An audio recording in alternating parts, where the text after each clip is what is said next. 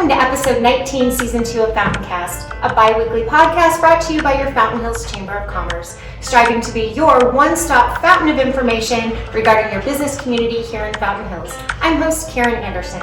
And I'm co-host Hannah Toth. Be sure to stay tuned after this episode as well to hear about upcoming chamber events. In today's episode, we are speaking with one of our new members, Melissa Camarillo, with Darling Dearlie, here to share with us about her business as a clothing designer and artist. We can't wait to hear more about this exciting and creative business. Melissa, welcome to the show. Thank you. Thank you for having me. I'm glad to be here. Absolutely. We are so excited to have you. You are always dressed to the nines in such creative works. And so we're so excited to learn more. To start us off, could you introduce yourself and what brought you to Fountain Hills? So my name is Melissa Camarillo, but I'm actually Darling Dearlie, do both. I came to Fountain Hills with my family in summer of 2020. We came from Portland, Oregon, and when we moved here, we moved to Fountain Hills sight unseen. So in researching the previous year where to move, I narrowed it down to finally the Southwest, and I kept coming back to Fountain Hills because there wasn't much information, but what I could find just seemed perfect for us. Wonderful. And I kept saying to my husband, Mr. Dearie, we need to be here. I don't know why, but this is where we need to be. And we love the fact that it was a dark sky community, that the schools were solid, the architecture was interesting, it was close enough to everything, but far enough away, the wildlife, the scenery, and the community. And we love it here. Absolutely love it. It's wonderful. That is so exciting to hear, and to move here without having seen the house Exactly. before. That's amazing. Or even Fountain Hills. You had never been there I only in person, knew it right? from Zillow and from the homes for sale and the topography. And so it was really surreal driving in on a Friday night with our moving trucks and seeing houses I had seen listed on Zillow or when I had done Google Maps. I know that house. Oh my gosh, I know that. And to see it, but to actually see it with neighbors or to see the frontage, and because a lot of that is cropped out online. And so I had been here, but I hadn't been here. I knew the town, but I'd never been here before. So it was a little weird at first, but it's wonderful. We love it. Oh, cool. Yeah. That's the best story. Thanks. It is.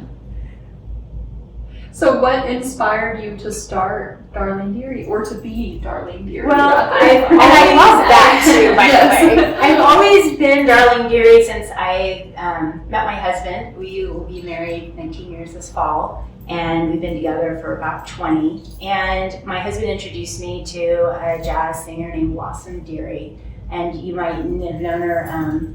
She did a song called Figure Eight that used to be on the Electric Company, and like that. On Capitol Hill, those little where they would teach you about numbers. So I think a lot of people know who Blossom Dearie is, but they don't know who Blossom Dearie is. Right. But we are huge fans of her, and so it just we started calling each other the Dearies. And then one thing led to another, and with our children, and we had on our bucket list someday. The dream was to check in someplace as the Dearies. That was our alias. And cute. By the time I had the opportunity to start my own business, it just made sense because we still, up until that point, referred to each other at home and with one another as the Dearies, and it just made logical sense. And so I am Darling Dearlie, literally the person and everything about the business. I do everything for it. So That's incredible. It just made sense. That is another great story. They're the best stories. Full of stories. I love it. Actually, the stories on your website are amazing too. The one about you. I loved reading that on your website. Thank you. It was great, as Thank well you. as looking around. And something I noticed there is, can you explain to us slow fashion? Yes. Slow fashion is quality over quantity. And it's easier for people, I think, to understand slow food, which in probably the last 10 years has become more of a movement that people are aware of, where you're buying local and you're buying from local farms and the farmers market and local restaurants and just supporting that community. Slow fashion is the same thing. It's designing and creating and buying garments that are designed for quality and for longevity. So you're really looking at the supply chain and you're supporting local and independent designers you're supporting businesses, even if they aren't local, that support fair wages and safe work environments. You're looking at either a minimal to zero waste aesthetic with what you do with the byproducts of making the actual items that you're creating and selling. So your scraps of fabric, and when you're making clothing, there's lots of extra scraps and things. And it's, how can I be as sustainable as possible without throwing these things away? What can I do with this? And it's great because it really allows you as an artist to be creative and push yourself. And what can I do with this? Oh my gosh, one thing leads to another. There's a lot of planned obsolescence in this day and age, and I think we can all agree that things don't last as long as they used to. Things are actually designed to fall apart much faster than they were back when our parents and our grandparents were growing up and alive.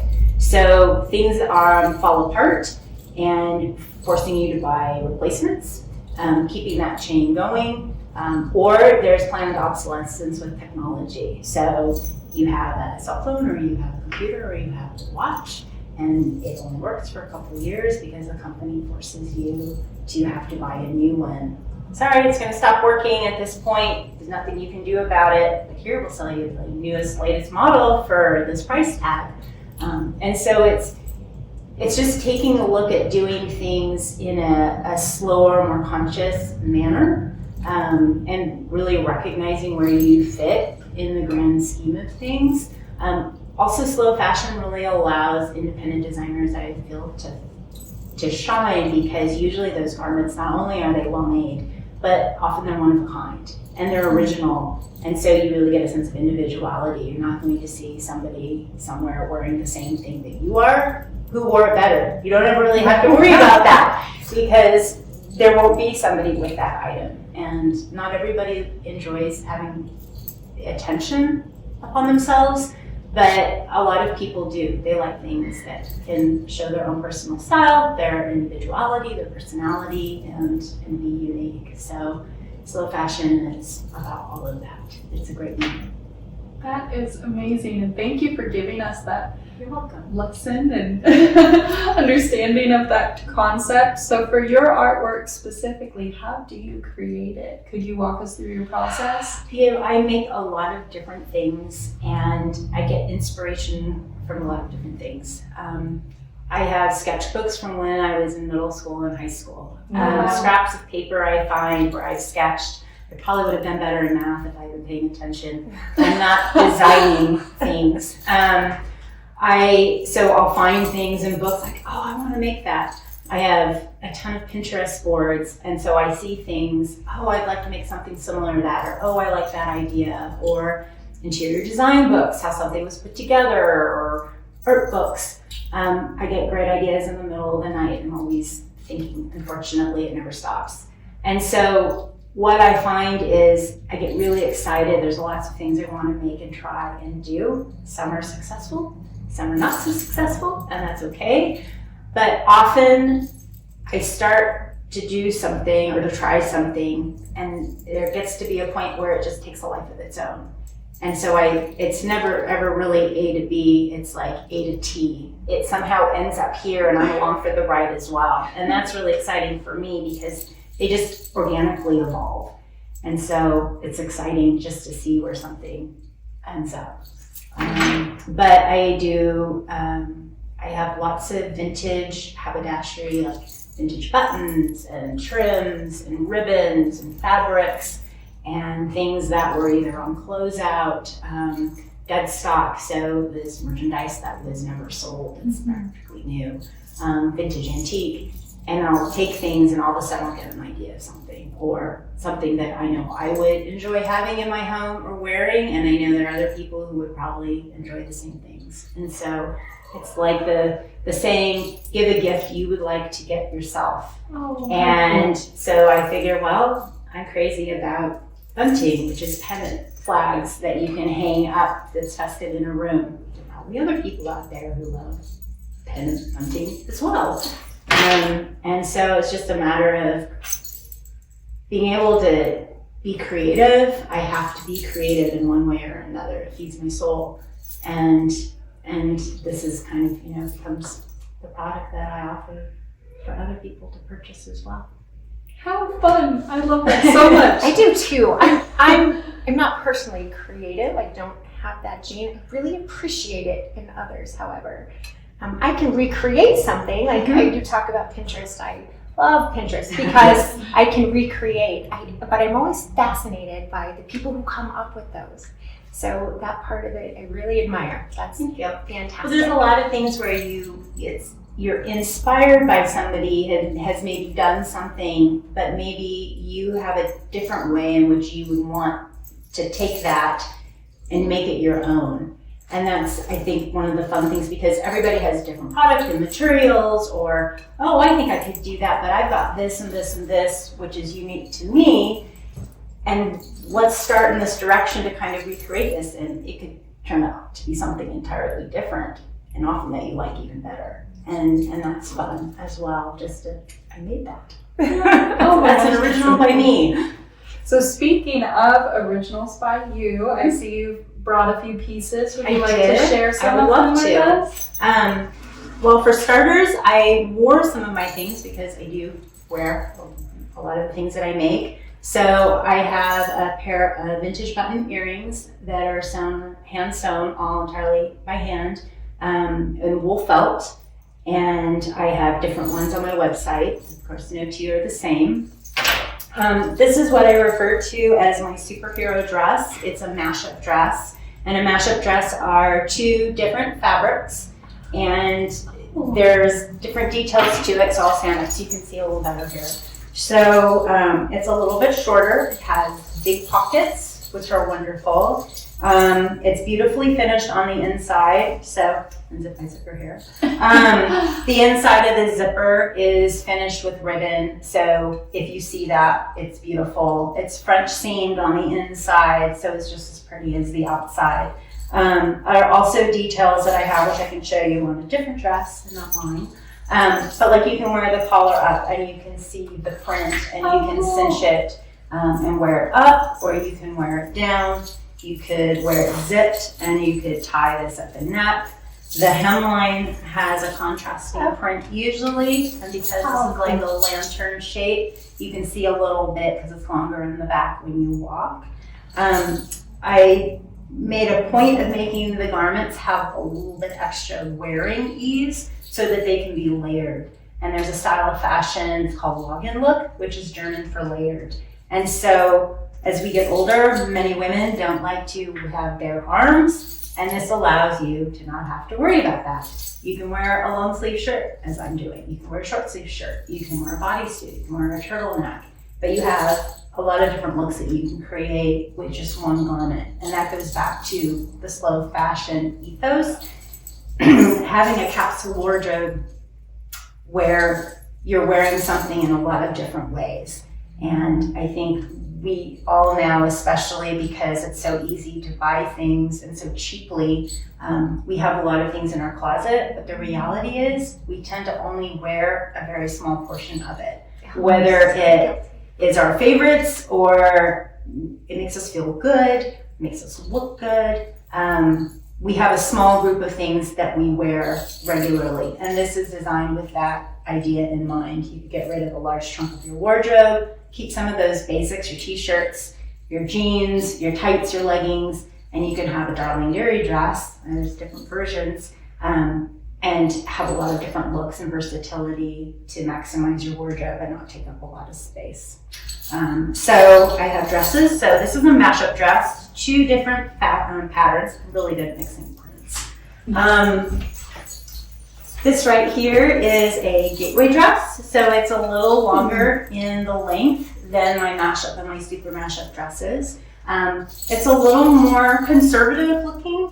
So for people who are afraid of patterns, especially mixing patterns, which a lot of people are, but you still have some fun elements. So you still have the beautiful finishing, you still have really big pockets, you still have a contrast on the hem, which peeks out. You can still layer it over your jeans, your leggings, wear it as a dress, wear it with tights. In here I can show you a little better the pocket.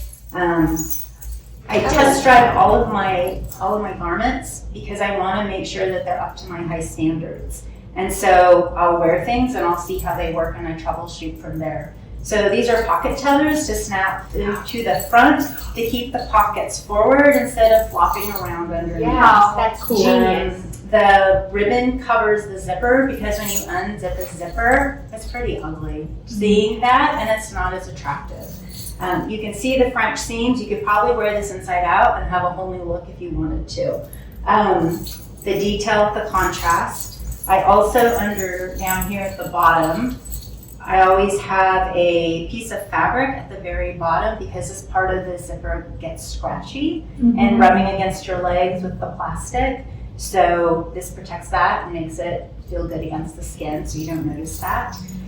The big sports zippers are wonderful because they're great for people if you have adaptive clothing needs. It's hard for you to deal with snaps or buttons, whether you're older or maybe you have a medical condition that makes that difficult. It's easy to get on and off.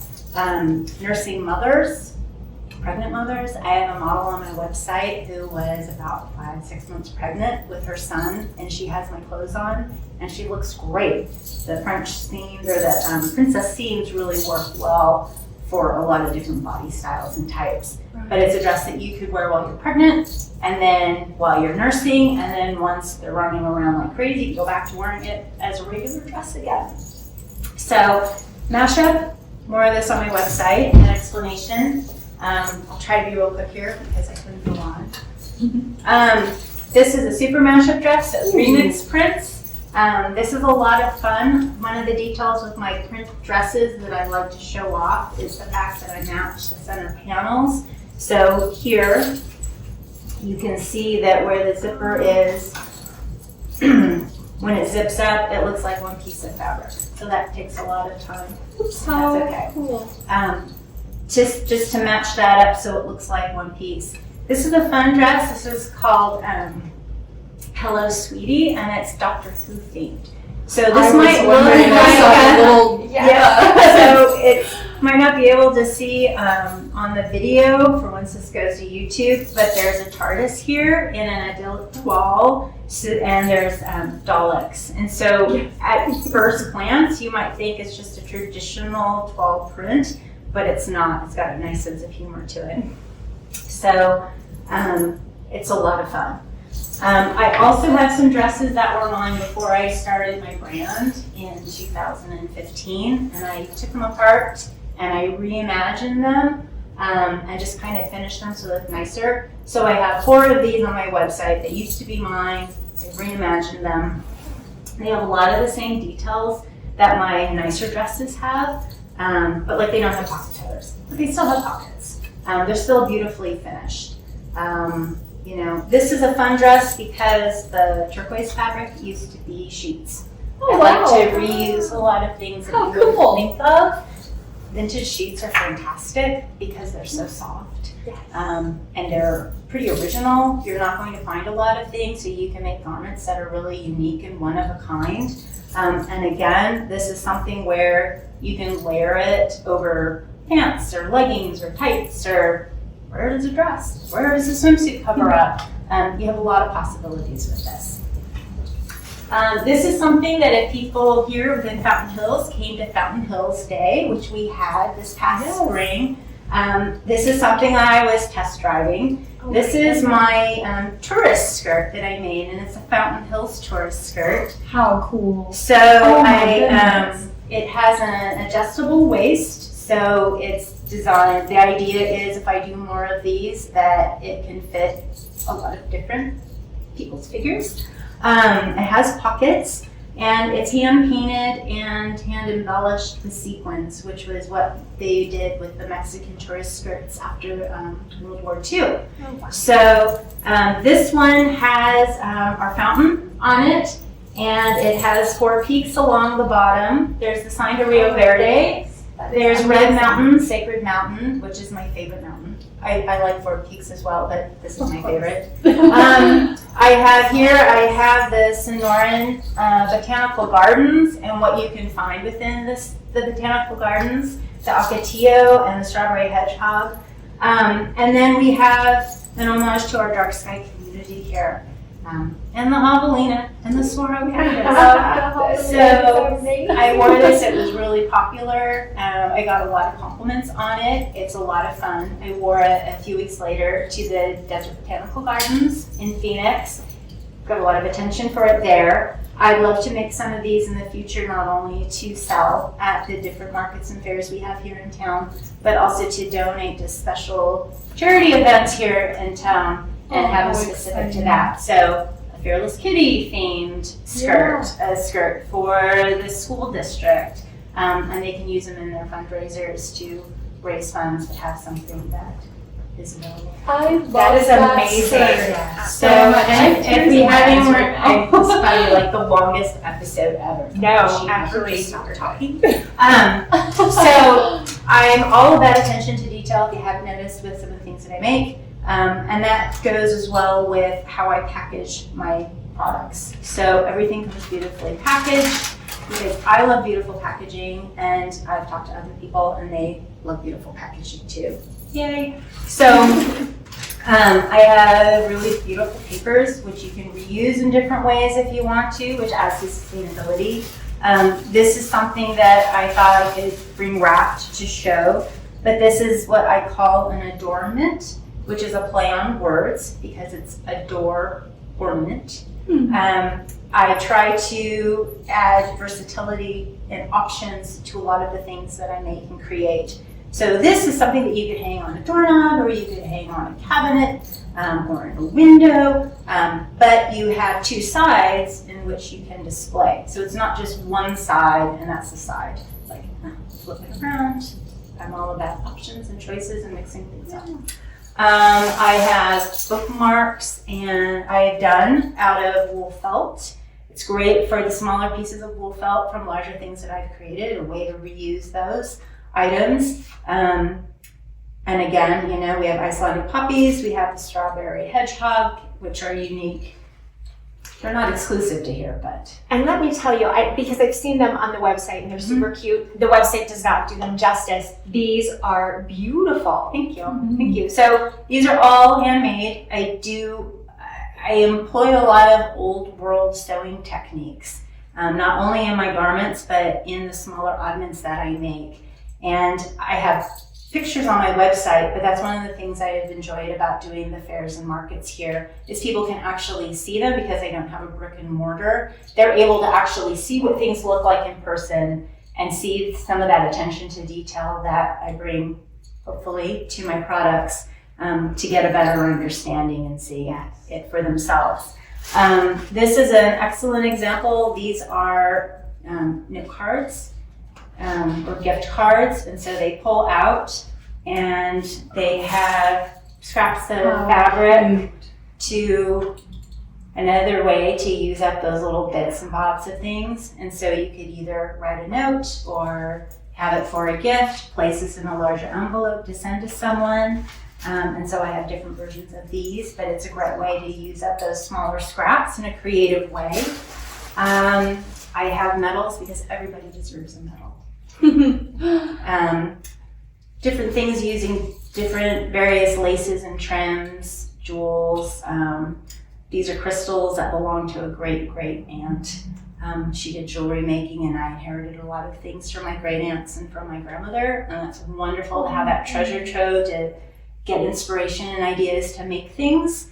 So there's a lot of regalia on my website, and these are medals, again, all hand sewn. Gauntlets using vintage laces and ribbons. These are really cute under, as a bride you could wear it with a dress, but also if you have, I can show you here, a sweater that comes down. They look really pretty and romantic. With a sweater, I have a pair at home that I wear with my dresses as well as with sweaters. And then I only brought a sampling of things. That bunting that I was talking about. They're so cute. So this is made up from some different fabrics that I had, and I stitched them together to make larger pieces of fabric to then cut out the different flags. And the only thing I used the sewing machine for was to stitch the fabrics together, and then the actual flags, and everything else was hand sewn.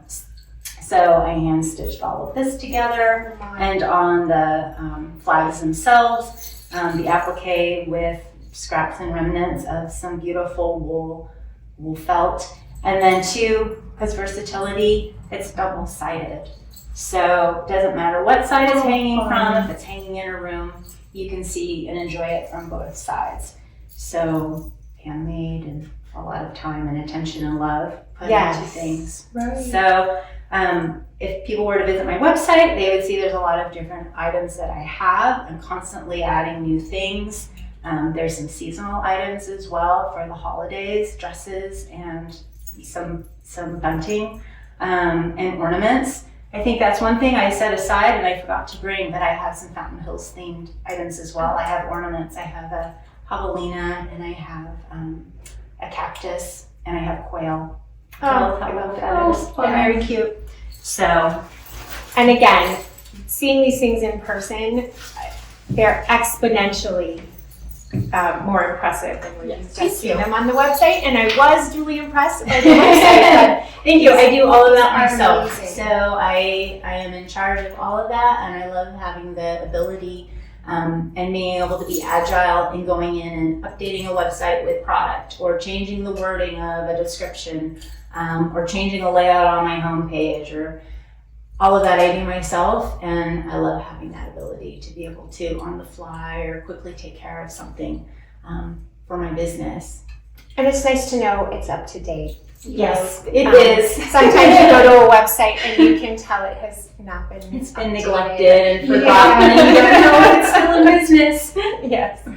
Yes, exactly. And thank you so much for bringing all of those to share with us. Well, And thank just you. Absolutely stunning pieces. Thank And I do always say that Fountain Hills is a town with a lot of talent, and It this is is. a wonderful example of that. We are so lucky to have you. Thank you. So how can someone contact you to get their hands on that beautiful Fountain Hills skirt? There are, which is not quite available yet, but there's actually other wonderful things that are. Well, the first way is on my website, which is darlingdearlie.com. And on my website, I have a newsletter that people can sign up for. It's also referred to as a missive, but they can sign up for that. I don't send out very often because I hate being inundated with mail in my inbox every day. And so I try to send out frequent but infrequent. I don't want to become a pest because I wouldn't want that in my inbox. But they can sign up for my newsletter. Social media, obviously, there are links on my website. I have a Pinterest profile. I also have an Instagram profile.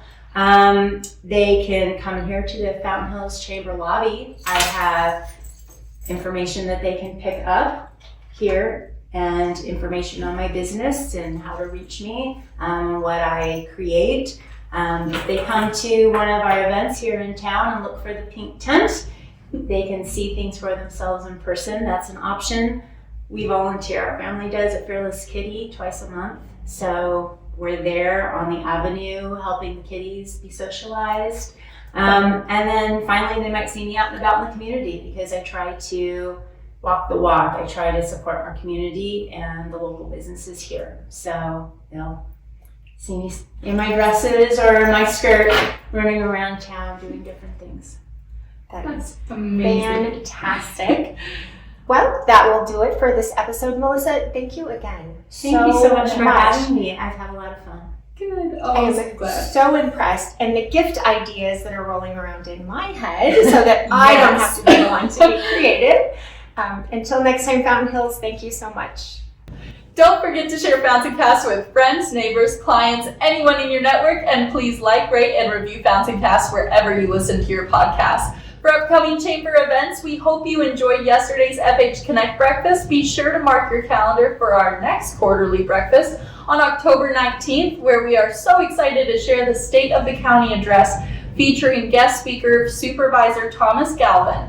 Join us as well for a ribbon cutting on June 22nd for culinary curator, who you may remember from a previous episode of FountainCast. We're very excited to celebrate her, and we hope you'll join us at the Fountain Hills Business Hub at 5 p.m. Head to the Chamber website for more details on all of our upcoming events or to request to do your own podcast, uniquely Fountain Hills episodes, send us editions for the newsletter, and so much more. Thank you, Fountain Hills, for continuing to be the best community.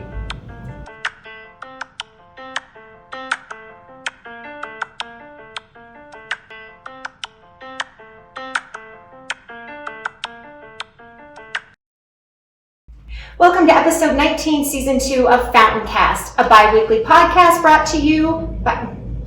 Good grief. Yay! And it's all Debbie's fault that over the weekend I made focaccia bread and ate my body weight.